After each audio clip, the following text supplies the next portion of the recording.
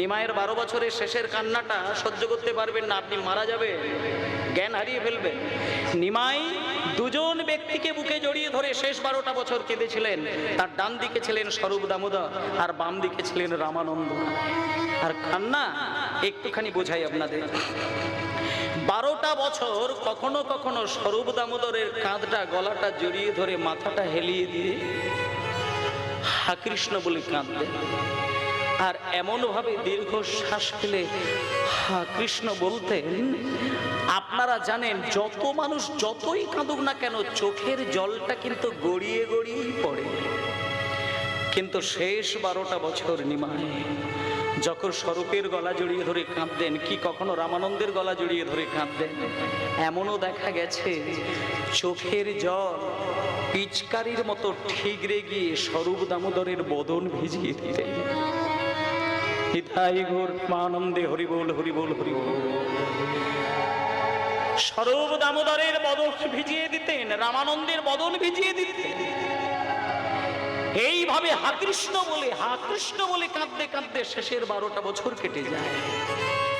ইতিমধ্যে 24টা বছর বাদ হয়ে যায়। মায়েরা এইবার আমি বলি শোনেন, এই যে 24টা বছর কেটে গেল মানে নিমাইয়ের বয়সটা হলো মোট 48 বছর, একেবারে সুন্দর হিসাব।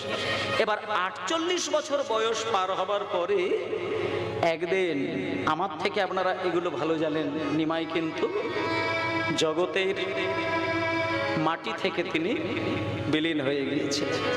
আমি ওই দিকটা আর বলছি না, নিমাইকে খুঁজেই পাওয়া যায় না।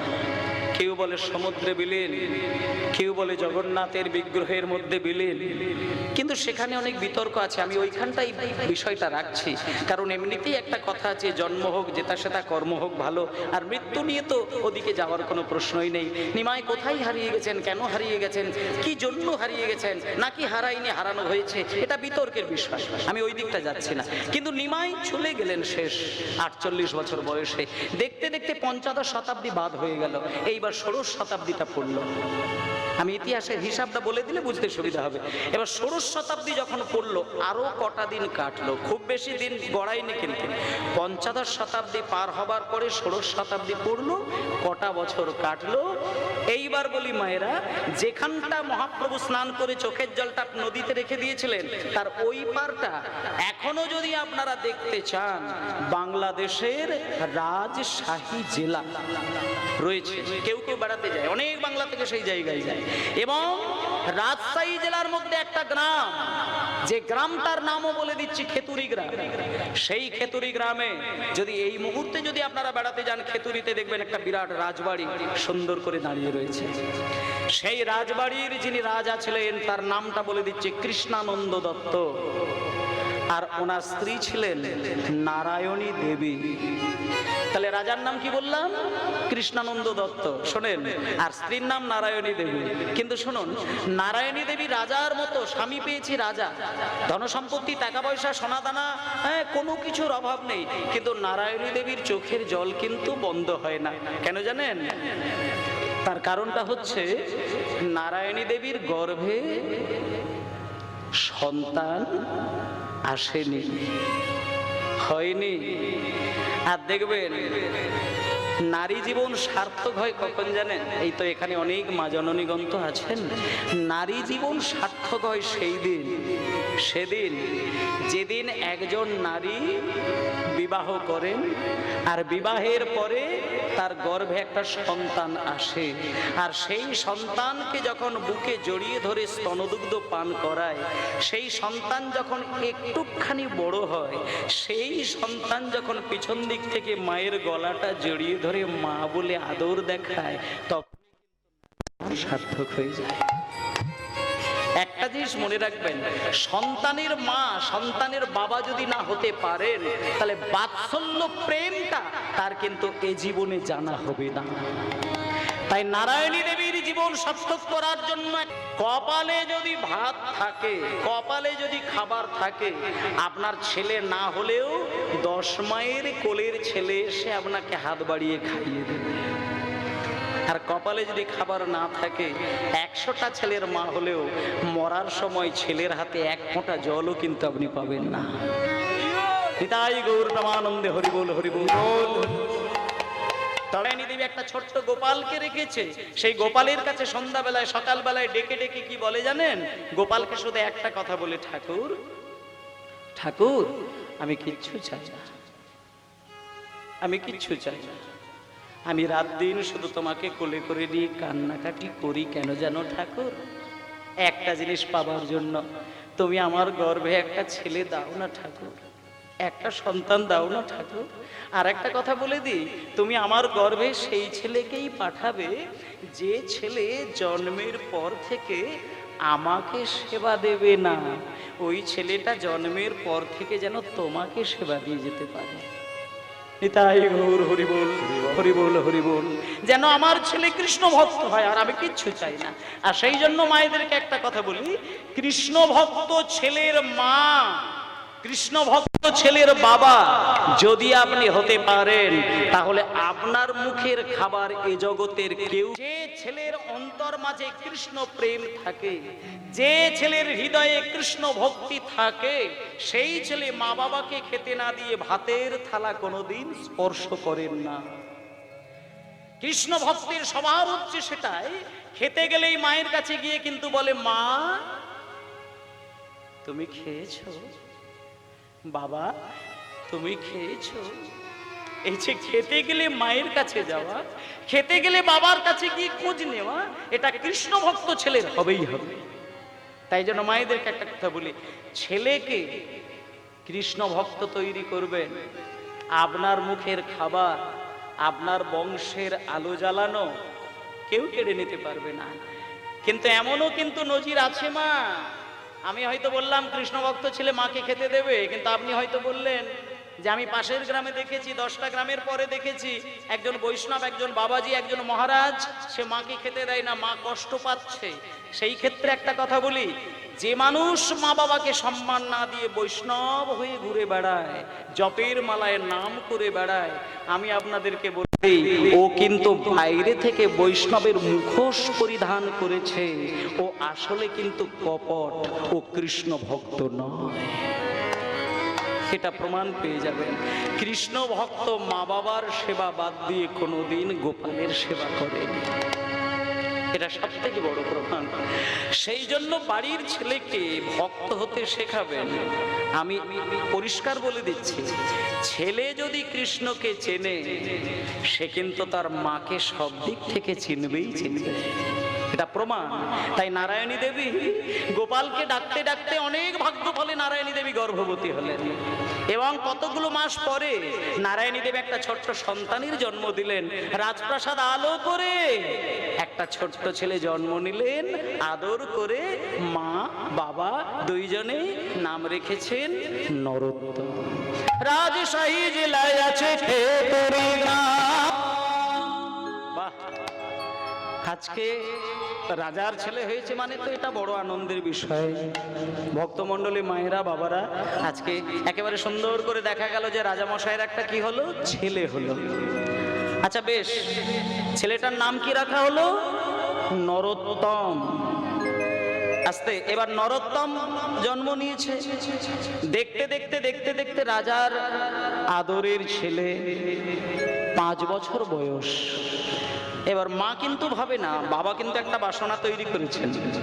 এখন পকেটের জোর থাকলে ছেলে মেয়েদের ওপরে স্বপ্নটা মা বাবার কিন্তু অনেকটা বেড়ে যায়, আর যদি পকেটে জোর না থাকে অত দরকার নেই, কোন রকমের জীবনটা কাটবে, এটাই হচ্ছে বিষয়। কিন্তু যেহেতু রাজা, তার একটা ইচ্ছে রয়েছে যে ছেলেকে আমি বিরাট বড় একটা ডাক্তার, মাস্টার, উকিল, ব্যারিস্টার, ইঞ্জিনিয়ার,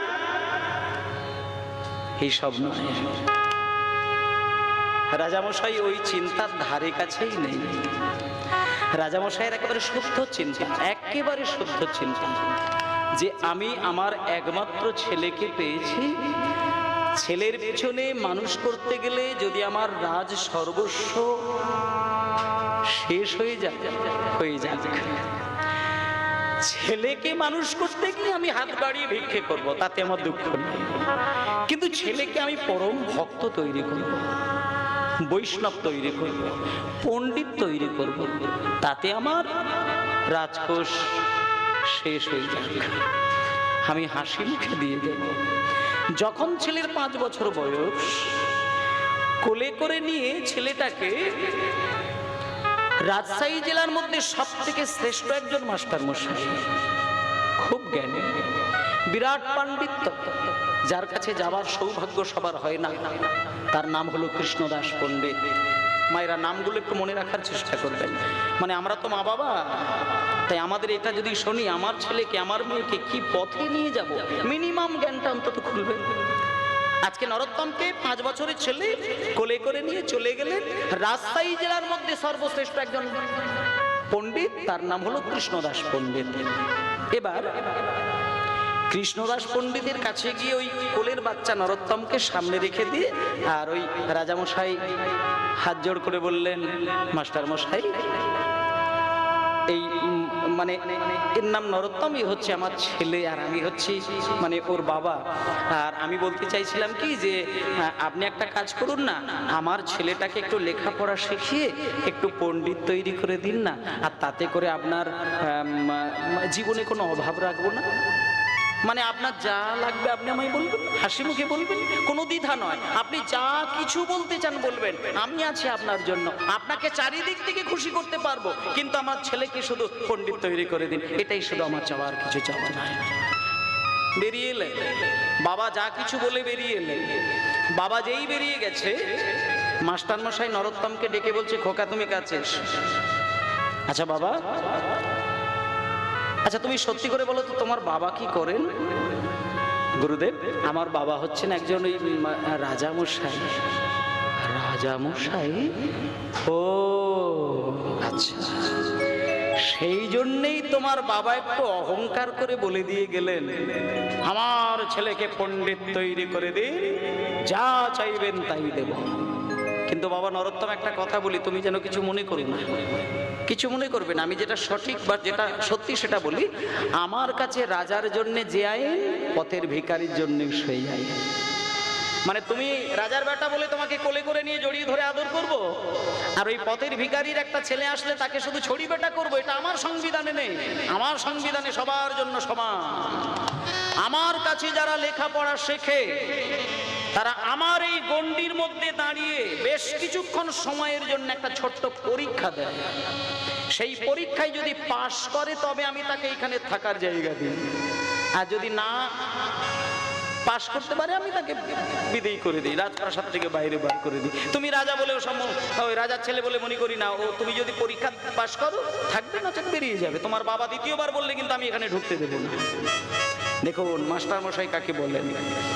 কিন্তু নরোত্তম তো আর আমাদের মতন নয়, হতে পারে 5টা বছরের ছেলে, তার চৈতন্যটা তো আর 5 বছরের শিশুর মতন নয়। যখন গুরুদেবী কথা বললেন, হাত জোড় করে বলছেন, গুরুদেব আপনি আমার পরীক্ষা চাইছেন, আপনি বলুন আমায় কি পরীক্ষা দিতে হবে, আমি পরীক্ষা দিতে প্রস্তুত। আপনি বলুন, আমি এখনই পরীক্ষা দিয়ে দেবো। তুমি পরীক্ষা দেবে? হ্যাঁ আমি পরীক্ষা দেবো, আপনি বলুন। এইখানে এই জায়গায় দাঁড়িয়ে, নরোত্তম তোমার 5 বছর বয়স, মানে তোমার মা বাবা তোমাকে অ ক খ নিশ্চয়ই শিখিয়েছেন। তা আমার কাছে তোমার পরীক্ষাটা হলো একেবারে সহজ। তুমি ক খ গ ঘ উঙ চ ছ বর্গীয় জ, এই যে সব বর্ণগুলো রয়েছে, আজকে গুরুদেব বলছেন এই ক খ গ ঘ উঙ এই বর্ণ দিয়ে তুমি আমার সামনে দাঁড়িয়ে সুন্দর করে একটা কবিতা রচনা করে শোনাও। এবার যদি শোনাতে পারো তাহলে তুমি থাকবে, আর যদি না পারো ব্যাস, আর কোনো কথা হবে না, বেরিয়ে যাবে। এবার বাবা 5 বছরের ছেলেকে যদি ক দিয়ে কবিতা, খ দিয়ে কবিতা, এটা কিন্তু ভাবলে কিন্তু ছেলে মানুষের বিষয় নয়। 5 বছর কেন, 50 বছরের ব্যক্তিকে যদি ক খ গ ঘ ঙ চ ছ বর্গীয় জ ঝ ইঙ দিয়ে একটা সুন্দর কবিতা বলা হয়, অনেকটা ভাবনা চিন্তা করতে হয়, কিন্তু দুম করে বলে দিল কবিতা বেরিয়ে এলো, এটা কিন্তু হয় না। আর 5 বছরের ছেলে যেই বলেছে ক দিয়ে কবিতা, একটুখানি চোখটা বন্ধ করে মা বাবাকে একটু স্মরণ নিয়ে নিয়েছেন।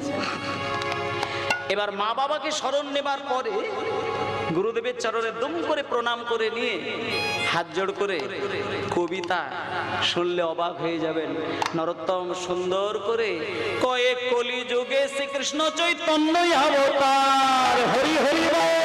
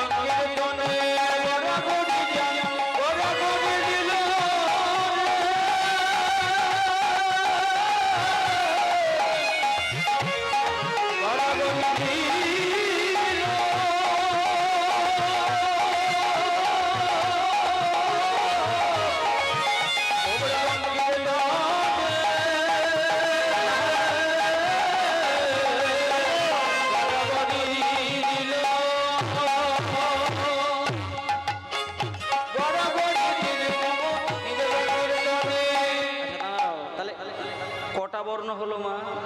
ক খ গ, গয়ে গড়াগড়ি।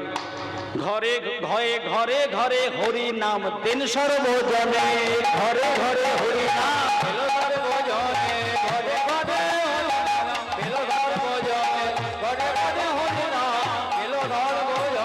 উচ্চ স্বরে গান প্রভু জীবের লাগিয়া, গান প্রভু জীবের লাগিয়া, উচ্চ স্বরে গান প্রভু জীবের লাগিয়া, চৈতন্য করল জীবে কৃষ্ণ নাম দিয়া, ছয়ে চৈতন্য করলো জীবের কৃষ্ণ নাম দিয়া। ছয়ের পরে কি হয়? ছ, ছয়ে ছলো ছলো করে আখি নেত্রে জল ধরে, ছলো ছলো করে আখি নেত্রে জল ধরে, বর্গীয় জয়ে জগৎ পবিত্র কইলে ভোর গলে ঘরে হরি হরি বল।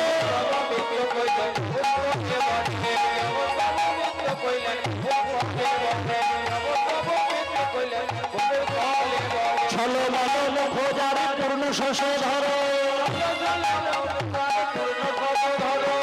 দাঁড়াও দাঁড়াও দাঁড়াও দাঁড়াও দাঁড়াও দাঁড়াও। নরোত্তম সামনে এসো, সামনে এসো।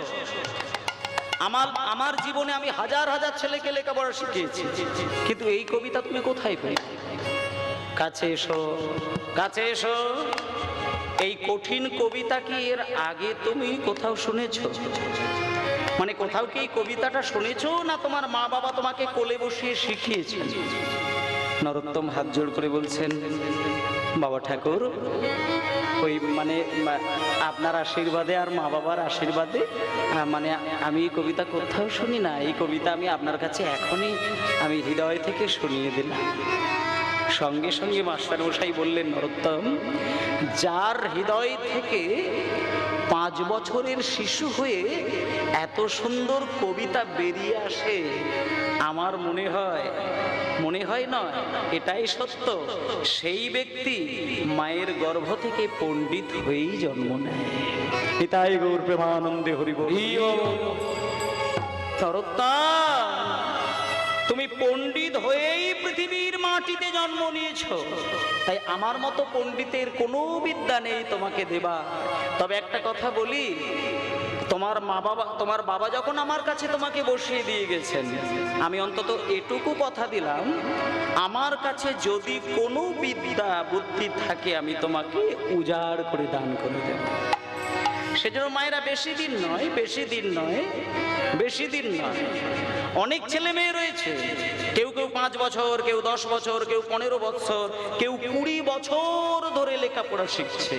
কিন্তু নরোত্তম কতদিন লেখাপড়া শিখলেন শুনবেন? একটা বছরের মধ্যে 4টে বেদ, 6টা দর্শন। কোন শ্লোকে কত মধু আছে, কোন অধ্যায়ের কোন শ্লোকটা কোন ব্যাখ্যা রয়েছে, নরোত্তমকে যখনই গুরুদেব প্রশ্ন করেন, নরোত্তম চোখ বন্ধ করে সব শুনিয়ে দেয়। অবাক হয়ে যায়। মানে মাস্টার মশাই মাথায় হাত উঠে যায় যে কে, এ কেমন ছেলে? ভাগবতের যেখান থেকে যে শ্লোকই বলতে বলি অনায়াসে বলে দেয়। এ তো সাধারণ কোনো ছেলে না। একটা কথা বলি মা, যার জন্মের আগে মহাপ্রভু নরু নরু বলে ডাকে, সে কি সাধারণ মানুষ? আজকে তার সমস্ত শ্লোকই তো তার হৃদয়ের মধ্যে রয়েছে। নরোত্তমকে 1 বছর পরে, যখন নরোত্তমের বয়স হয়ে গেছে 6 বছর, তখন গুরুদেব একদিনকে কোলে বসিয়ে বলছে, নরোত্তম, আমার কাছে তোমাকে আর কিচ্ছু শিখতে হবে না, তুমি পণ্ডিত হয়ে গিয়েছো। আমি তোমাকে শেষ বিদ্যাটা বলে দিই, তুমি বাড়িতে যাবে, তোমার মাকে প্রণাম করবে আর বাবাকে প্রণাম করবে। আর একটা ছোট্ট গোপন কথা আমি তোমাকে বলে দিই, তোমার বাড়ির পাশ দিয়ে না একটা পদ্মা নদী বয়ে গেছে। আর আমি কিন্তু এটা জানি, ওই নদীর জলে মহাপ্রভু স্নান করেছিলেন। আর একটা জিনিস আমার যতটুকু জানা, কেউ যদি নদীর জলে স্নান করে, কিছু হোক বা না হোক, তার পায়ের ধুলোটা তো জলে মিশে থাকবে। তাই নরোত্তম, তুমি মা বাবাকে প্রণাম করে আর আমার বিদ্যা বুদ্ধির হৃদয়ে ধারণ করে তুমি বাড়িতে যাবে, মা বাবার অনুমতি নিয়ে পদ্মা নদীতে যাবে। আর পদ্মা নদীতে যখনই ডুব দেবে, আমার কথাটা মনে করে পদ্মা নদীকে শুধু একবার বলবে, পদ্মা, আমি শুনেছি তোমার জলে মহাপ্রভু নাকি স্নান করেছেন। তুমি আমাকে সেই মহাপ্রভুর ধূলিকণার মধ্য থেকে একটি ধূলিকণা আমার হৃদয়ে বুলিয়ে দেবে পদ্মা। আর তোমার এই কথাটা পদ্মা যদি শোনে, আর পদ্মা যদি কথা মতো একটা ধূলিকণা তোমার হৃদয়ে বুলিয়ে দেয়, আমি গুরুদেব হয়ে তোমাকে কথা দিলাম, তোমার মানব জীবন ধন্য হয়ে যাবে। সঙ্গে সঙ্গে নরোত্তম মাস্টার মশাইকে প্রণাম করে বিদ্যা বুদ্ধি অর্জন করে বাড়িতে এলেন। মাকে প্রণাম করলেন, বাবাকে প্রণাম করলো। আস্তে এবার বাবাকে যেই প্রণাম করতে গেছে, বাবা ছেলেকে একেবারে বুকে টেনে নিয়ে জড়িয়ে ধরে, খোকারে, আমার জীবনের সব থেকে বড় ইচ্ছে ছিল তোকে আমি পণ্ডিত তৈরি করব। তুই আসার আগে আমাকে একদল পণ্ডিত এসে তোর সম্পর্কে সব বুঝিয়ে দিয়েছে। তুই মহাপণ্ডিত, আমি জানি, আমি শুনেছি তুই পণ্ডিত হয়ে বাড়িতে এসেছিস।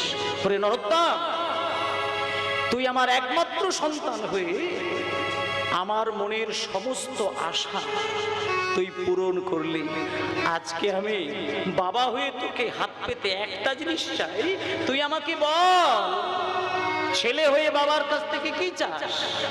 আজকে তুই হাসি মুখে যা বলবি, আজকে বাবা হয়ে আমি তোকে তাই তুলে দিয়ে আনন্দ করব। বল তুই কি চাস, বল তুই কি চাস? আজকে আমি তোকে দিয়ে, তোকে আমি সর্বস্ব দিয়ে আমি উজাড় করে দিয়ে আমি হাসি মুখে ভিখারি হব। বল তুই কি চাস? নরোত্তম বলছেন, বাবা তুমি আমাকে দেবে। দেবো মানে? দেবো মানে কি রে?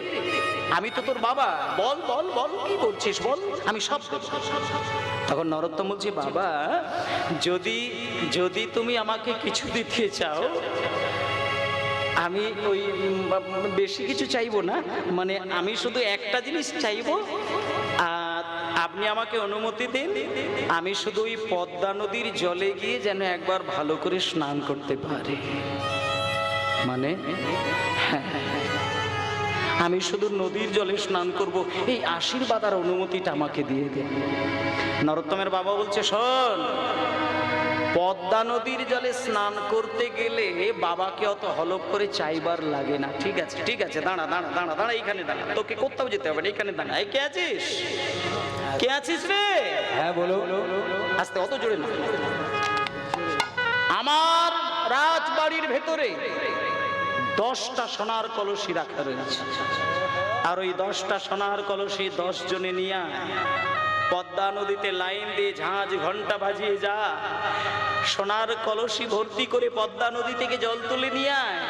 সেই সোনার কলসি করে জল নিয়ে আমার সোনার টুকরো ছেলের পা থেকে মাথা পর্যন্ত ধুইয়ে দে। সঙ্গে সঙ্গে নরোত্তম বলছেন, বাবা আমি তো ওইভাবে স্নান করব না, আমি নদীতে যাব। ও তুই নদীতে, আচ্ছা আচ্ছা আচ্ছা, বেশ বেশ বেশ, ঠিক আছে। এই কে আছিস? আমার একটা পালকি রয়েছে, সেই পালকিটা ভালো করে ফুল দিয়ে সাজা, আমার ছেলেকে আমি পালকিতে করে নিয়ে যাব পদ্মা নদীতে।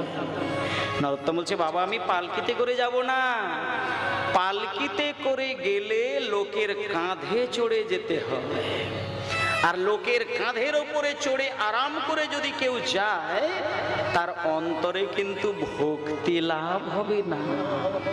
আমি পালকিতে চড়ে যাব।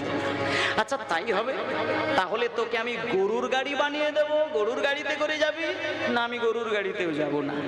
আচ্ছা তাহলে ঘোড়ার গাড়ি বানিয়ে দেবো। না আমি ঘোড়ার গাড়িতেও যাব না। এই খোকা, কি বলছিস তো?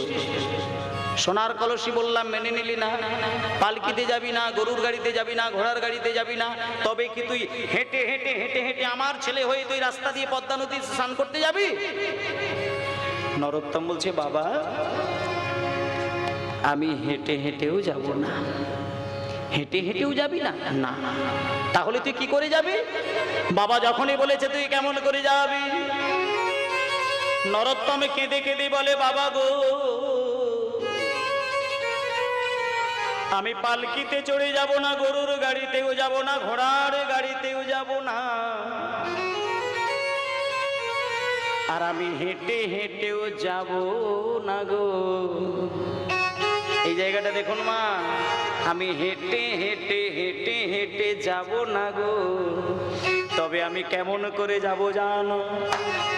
আমি এই বাড়ি থেকে পদ্মা নদী পর্যন্ত কেমন করে যাব জানো? আমি ধুলোই গড়া গড়ি নিতাই গৌর হরি হরিব দিয়ে যাব। নিতাই গৌর হরি হরিব। আমি ধুলোই গড়া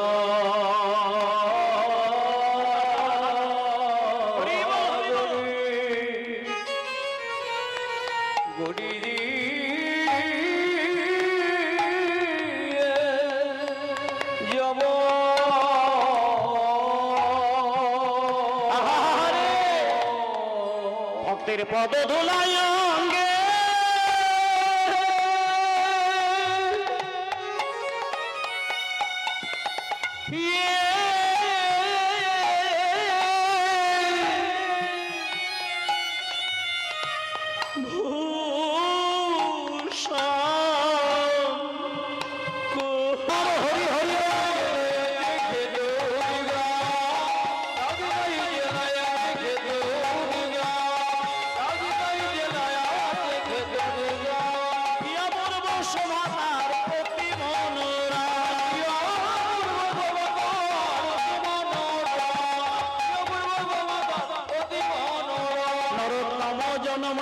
কৃষ্ণানন্দের ঘরে, কৃষ্ণানন্দের ঘরে জন্ম নিল। হরি হরি হরি হরি হরি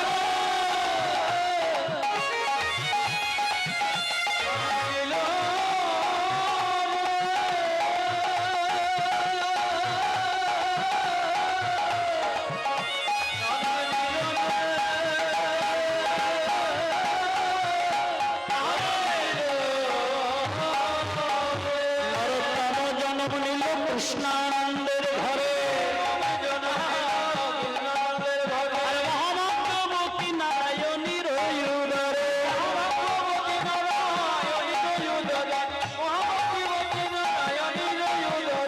আনন্দ ধরে না, আনন্দ ধরে না, আনন্দ ধরে না, আনন্দ ধরে না, রাজশাহীবাসীর মনে আনন্দ ধরে না, আনন্দ ধরে না,